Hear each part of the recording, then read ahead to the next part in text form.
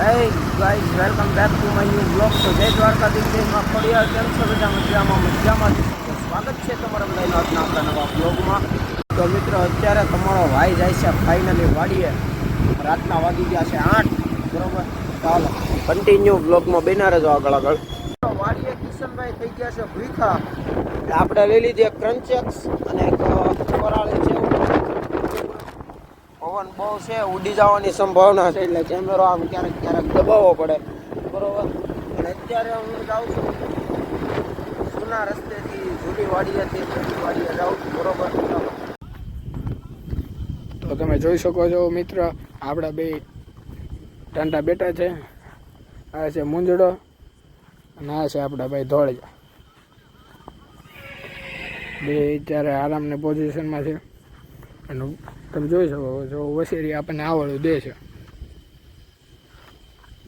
અત્યારે સ્ટોરી મૂકે છે અને આ કહે છે મૂકો હું કે નહીં